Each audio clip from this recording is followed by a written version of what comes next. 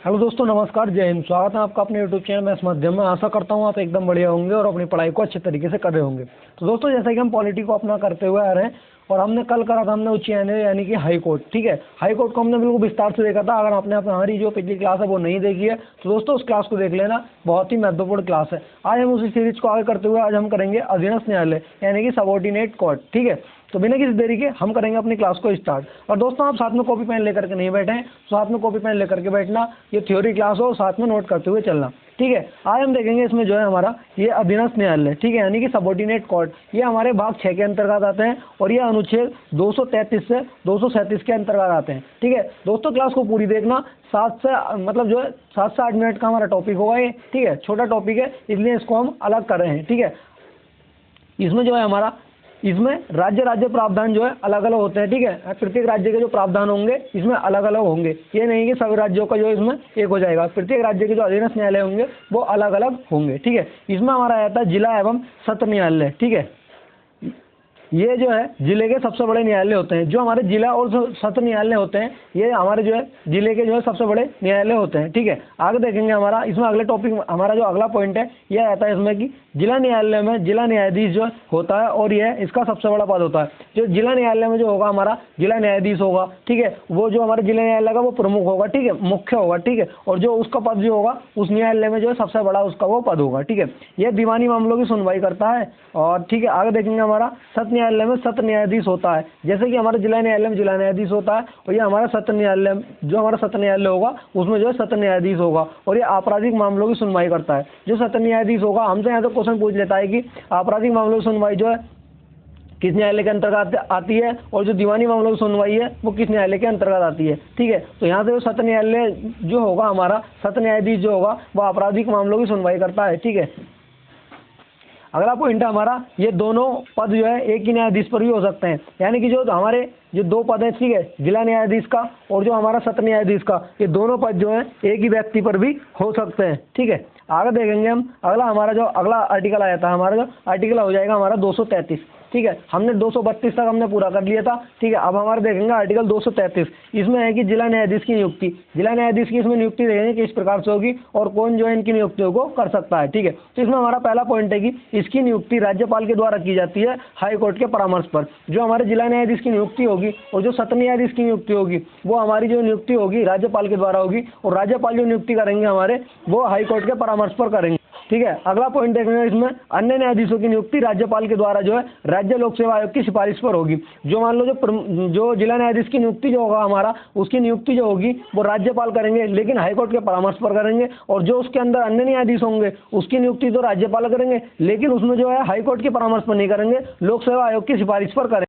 अब इसी में हम आगे देखेंगे कि हमारे जो जिला न्यायाधीश के वो कार्य, ठीक है, इसके क्या इसके कार्य होते हैं। ठीक है, जिले का सबसे बड़ा न्यायाधीश होता है। जो हमारा जिला न्यायाधीश होगा ये जिले का सबसे बड़ा न्यायाधीश होगा। ठीक है, एवं न्यायिक तथा प्रशासनिक जो है ये प्रमुख होता है। न्यायिक और जो प्रशासनिक कार्य जो होंगे उनमें यह उसका जो है प्रमुख होता है। ठीक है, आगे देखेंगे अगला आया था हमारा पॉइंट है कि जिले के किसी भी न्यायालय का निरीक्षण कर सकता है। इसे शक्ति प्राप्त होती है जिला न्यायाधीश को। ये जिले के किसी भी न्यायालय का जो मतलब जिला न्यायालय से छोटे छोटे न्यायालय होते हैं हमारे सेशन कोर्ट वगैरह, परिवार जो हमारे परिवार न्यायालय होते हैं, ठीक है, लोक अदालत होती है, वह उनका जो है कभी भी निरीक्षण कर सकता है। इसको जो है शक्ति प्राप्त होती है। तो उतना इसमें ये भी देखेंगे लोक अदालत वगैरह और परिवार न्यायालय, ठीक है, फैमिली कोर्ट वगैरह। आगे हम जो है आपसे रिक्वेस्ट है क्लास में जो है लास्ट तक बने रहना। ठीक है, आगे देखेंगे अगला आर्टिकल हमारा आर्टिकल आया था 234। इसमें कहा गया है कि जिला न्यायाधीशों से भिन्न व्यक्तियों की न्यायिक सेवा में भर्ती। मतलब जिला न्यायाधीश को तो हमारी नियुक्ति होगी लेकिन जो उसकी सहायता करने के लिए जो अन्य व्यक्ति होंगे उनकी नियुक्ति किस प्रकार से होगी। ठीक है,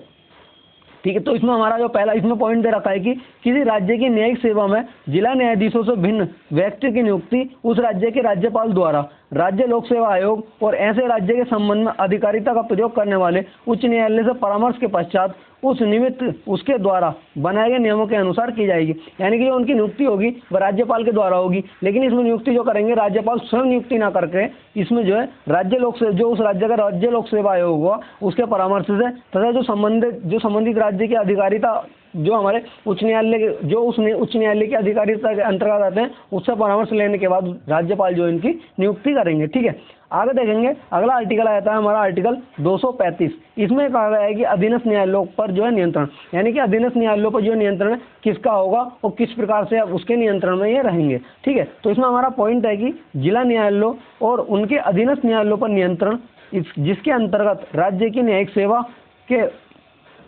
और जिला न्यायाधीश के पद के अवर कोई पद धारण करने वाले व्यक्तियों की पदस्थापना, पदोन्नति का छुट्टी भी देना, ये अधीनस्थ न्यायालय के अंतर्गत आते हैं। और ये जिला न्यायालय, ठीक है, जिला न्यायालय और जो हमारे किसके अंतर आएंगे, जो हमारे अधीनस्थ जो हमारे जिला न्यायालय होंगे, सत्र न्यायालय होंगे, ये उसके अंतर्गत काम करेंगे, हमारे हाई कोर्ट के अंतर्गत। ठीक है, आगे देखेंगे अगला हमारा आ जाता है कि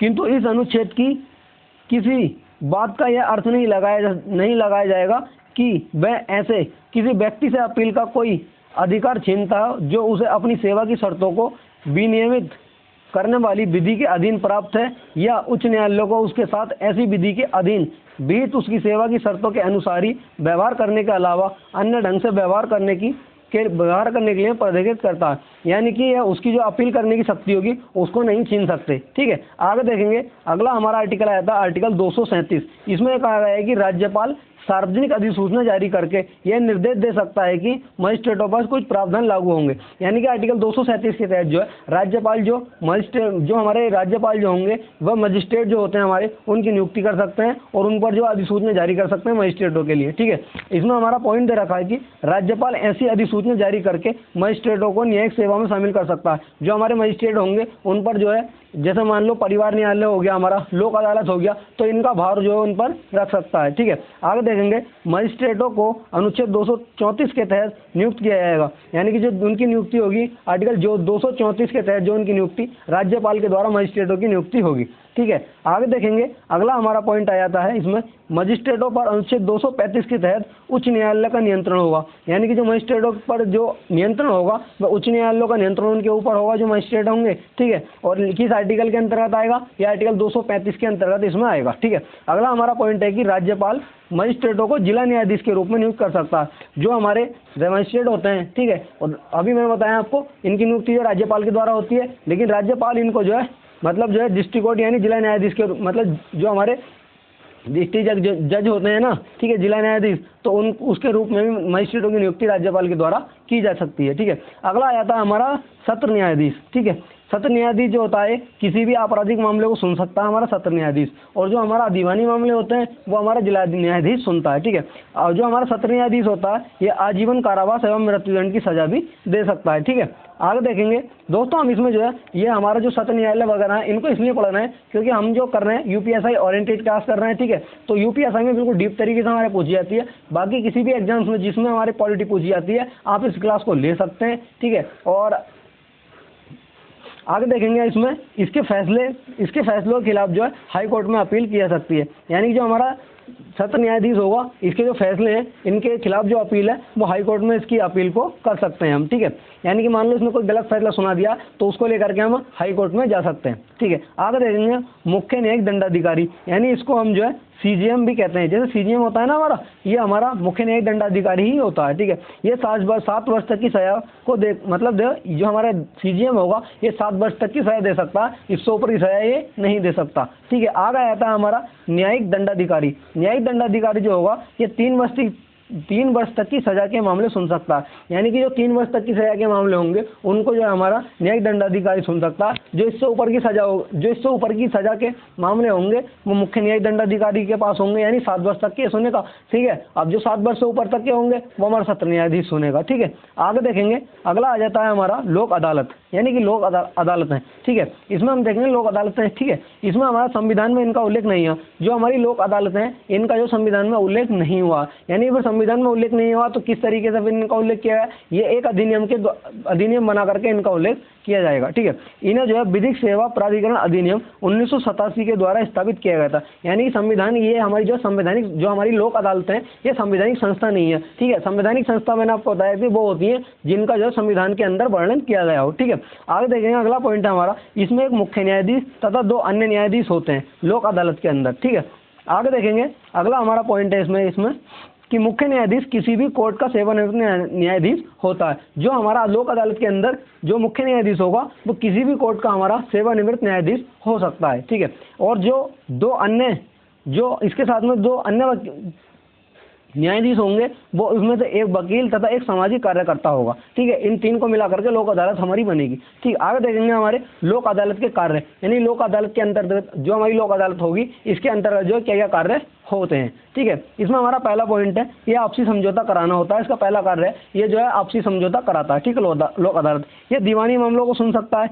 ठीक है। आगे देखेंगे अगला है हमारा पॉइंट, इसमें आपराधिक मामले देख सकता है, ठीक है। आपराधिक मामलों में यदि समझौता नहीं होता है तो केस वापस उसी न्यायालय में भेज दिया जाता है जहाँ पहले था, ठीक है। जो हमारा मान लो जो हमारी लोक अदालतें होती हैं ये सिर्फ जो है आपसी समझौतों को कराने के लिए होती हैं। यदि इनमें आपसी समझौते ये नहीं करा पाते हैं तो केस को जो है इनके अपर न्यायालय में भेज दिया जाता है, ठीक है। आगे देखेंगे अपील, यानी कि जो हमारा ये लोक अदालतें होती हैं इनकी अपील को हम कहाँ कर सकते हैं, ठीक है। तो किसी भी न्यायालय में नहीं की जा सकती। जो हमारे मान लो जो हमारी लोक अदालत है, ठीक है, इसने कोई आपसी समझौता करा दिया तो ठीक है, अगर दूसरा पक्ष बाद में उसने वहाँ पर आपसी समझौता कर लिया, बाद में अपना आपसी समझौता, ठीक है, बाद में नहीं मान रहे हैं तो इसकी अपील को आप जो है लेकर के हम जो है किसी भी कोर्ट में नहीं जा सकते, ठीक है। अगला पॉइंट है हमारा इन अदालतों में कोई भी फीस नहीं देनी होती है, ठीक है। ये बिना फीस के कार्य होते हैं इसमें, ठीक है। अगर आपसे कोई फीस ले लेता है तो उसमें आप कार्रवाई कर देना, क्योंकि लोक अदालतों में कोई फीस नहीं जाती है, ठीक है। आगे देखेंगे अगला हमारा पॉइंट आ जाता है इसमें न्यायाधीश कभी भी किसी भी पक्ष से बात कर सकता है। इसमें ये नहीं होता है कि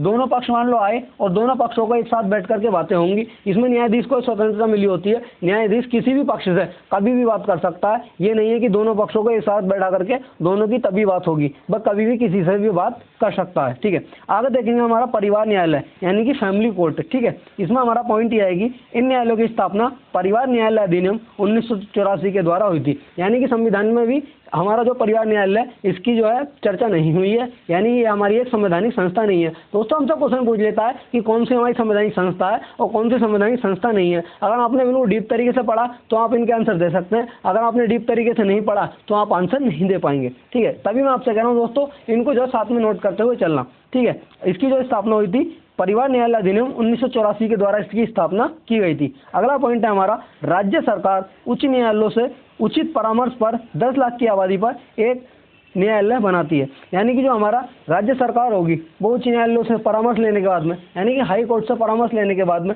जो 10 लाख की आबादी पर एक हमारा परिवार न्यायालय बनाया जाएगा, ठीक है। हाँ, यहाँ से क्वेश्चन पूछ लेता है कितनी आबादी पर एक परिवार न्यायालय बनाया जा सकता है। इस तरीके से कथन में जो है क्वेश्चन ये पूछ लिए जाते हैं, ठीक है। आगे देखेंगे हमारा जो हमारे परिवार न्यायालय होते हैं इसके कार्य जो है क्या क्या होते हैं। ये विवाह को शून्य घोषित कर सकता है। मान लो कोई एक अवैध विवाह हो गया तो उसको ये शून्य घोषित कर सकता है, ठीक है। परिवार से संबंधित मामलों को ये सुन सकता है और कानूनी अलगाव कर सकता है, ठीक है। तलाक के मामले सुन सकता है और गुजारा भत्ता सुन सकता है, ठीक है। गुजारा भत्ता वो होता है मान लो तलाक हो गया, तलाक होने के बाद में, ठीक है, या फिर हमारा हाँ तलाक हो गया, ठीक है। तलाक होने के बाद में जो पत्नी को जो भत्ता दिया जाता है, ठीक है, यानी कि उसका खर्चा वगैरह दिया जाता है उसी को जो है गुजारा भत्ता कहा जाता है, ठीक है। दोस्तों यहाँ तक कि हमारी ये आज हमारा इतना ही टॉपिक था अधीनस्थ न्यायालयों का। बिल्कुल हमने इसको मतलब जो है मतलब यानी कि जो हमारा अधीनस्थ न्यायालय इससे बाहर आपसे जो क्वेश्चन नहीं पूछा जाएगा अगर अधीनस्थ न्यायालय से क्वेश्चन पूछा जाएगा तो, ठीक है। और दोस्तों बिल्कुल हमने इसको डीप तरीके से करा है। अगर आपको क्लास सही लगी हो तो क्लास को दोस्तों शेयर जरूर करना और साथ में जो है दोस्तों नोट्स बनाते हुए चलना, क्योंकि हम जो है परीक्षा से पहले जब तक हमारे जो यूपीएससी की नोटिफिकेशन आएगा जब तक हम अपनी जो हमारी पॉलिटी होगी इसको बिल्कुल डीप तरीके से और बिल्कुल कवर कर चुके होंगे, यानी कि नोटिफिकेशन तक हमारा पूरा ये कंप्लीट हो जाएगा। और बाकी आपको दोस्तों कोई पैड वाइज लेने की जरूरत नहीं है किसी भी टीचर का। यहाँ से हम बिल्कुल पॉलिटी को आराम से बिल्कुल डीपली तरीके से पढ़ते हुए चलेंगे। बस दोस्तों आपसे रिक्वेस्ट है कि हमारे चैनल को दोस्तों ज़्यादा से ज़्यादा सब्सक्राइब करना और शेयर जरूर करना, ठीक है। इसी के साथ मिलते हैं नेक्स्ट वीडियो में। जय हिंद, जय भारत।